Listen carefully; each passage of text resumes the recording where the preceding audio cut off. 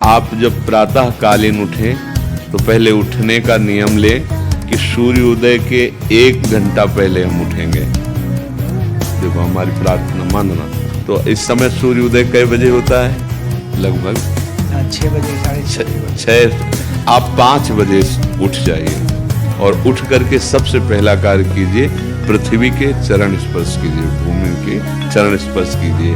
और फिर आप जिस आसन पर बैठे हैं, देखो ध्यान से हमारी तरफ सुनना, जिस आसन पे बैठे हैं, जिस पे शयन किए थे, जिस सैया पर सोए थे, पृथ्वी को प्रणाम करने के बाद उसी सैया में 5 मिनट केवल बैठ जाइए और 5 मिनट बैठकर 5 संतों का नाम ले लीजिए। जैसे हम लोग श्री स्वामी हरिदास जी की जय, हरिवंश महाप्रभु की जय, हरिराम व्यास जी की जय, नागरीदास जी की जय, श्री ध्रुवदास जी की जय।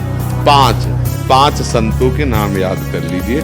इसके बाद नीचे उतरिए और पहले जो अपने माता पिता, अगर वो शयन कर रहे हैं तो कोई बात नहीं है, अगर वो शयन नहीं कर रहे हैं तो पहले जाकर माथा रखकर उनको प्रणाम कीजिए। इसके बाद आधा लीटर या 1.25 लीटर जितना आप जल पी सकते हैं, उस जल को आप हल्का सा गर्म करवाइए अपने माता पिता से, जो भी आपकी सेवा में हो, या अगर आप स्वयं कर सकते हो तो स्वयं हल्का सा। अगर 500 ग्राम पी जाए तो और अच्छी बात है, और इससे ज्यादा पी जाए तो अच्छी बात है। वज्रासन में बैठना आता है? वज्रासन जानते हो आप लोग? देखो वज्रासन, वो देखो बैठ रहे हैं, ये दोनों पैरों पे इससे बैठकर जल पिया जाए।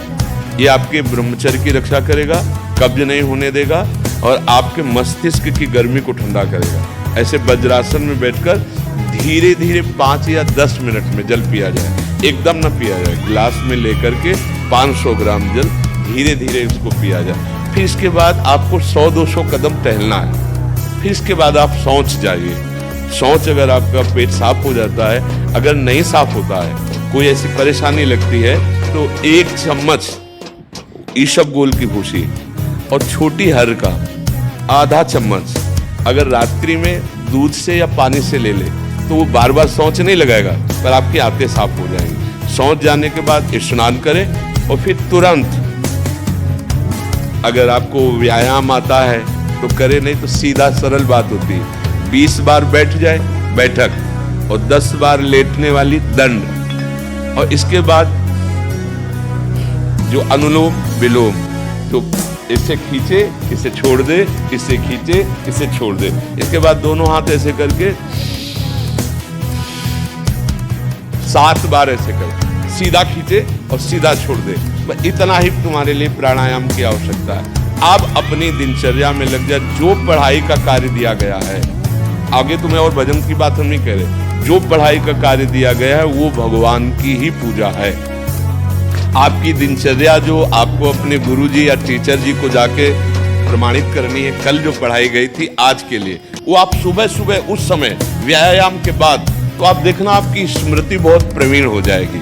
अच्छा, ये आपकी प्रातःकालीन दिनचर्या है। जब आप अपने गुरुदेव के पास स्कूल जाएं, तो हमें आजकल का तो अब पता नहीं, पर हम लोग जब जाते थे तो अपने गुरुजी को प्रणाम करते थे। तो जो स्कूल में आपको पढ़ाई पढ़ा रहे हैं वो तो बात है, अब आपको जो हम खास बात बताना चाहते हैं वो कि देखो अभी छोटे छोटे बच्चे हो, बच्चों में कुछ बच्चे ऐसे गंदे बच्चे होते हैं जिनके गंदी बातें दिमाग में आ जाती हैं और गंदी बातें वो करने लगते हैं आचरण में। आप लोग इतना तो जानते ही होंगे कि गंदी बातें किसे कहते हैं। आप लोगों के पास अगर मोबाइल है तो कभी गंदी बात देखना नहीं। कोई भी बच्चा अगर गंदी बात दिखाए तो अपने टीचर से या अपने माता पिता से जाके शिकायत करनी चाहिए, वो बहुत हानिकारक होती है। कभी कोई भी गंदी बात अपने द्वारा नहीं होनी चाहिए। अभी आप नवीन जीवन धारण किए हुए हैं, आप भगवान की प्राप्ति, देश की भक्ति और बहुत अच्छे अच्छे पदों में जा सकते हैं। अच्छे पवित्र आचरण और पवित्र संस्कार। ब्रह्मचर्य के लिए गंदे बच्चों का संग त्याग करना, गंदी कोई ऐसी हरकत सिखावें या बात सिखावें तो उसको सुन करके छुपा नहीं लेना, तुरंत अपने टीचर से बताना या अपने माता पिता से बताना, और ऐसे बच्चे का कभी संग नहीं करना। और रात्रि के सोते समय ये जरूर ध्यान देने वाली विशेष बात है, रात्रि के सोते समय जो भगवान का नाम प्रिय, जैसे इन लोगों ने आप लोगों को बताया राधा वल्लभ जी, तो सोते समय बस प्रार्थना करो कि हे प्रभु, आज दिन हमारा जो भी गलती हुई हो वो हमको आप प्रार्थना करते हैं कि आप हमें समझाओ क्या हमसे गलती हुई।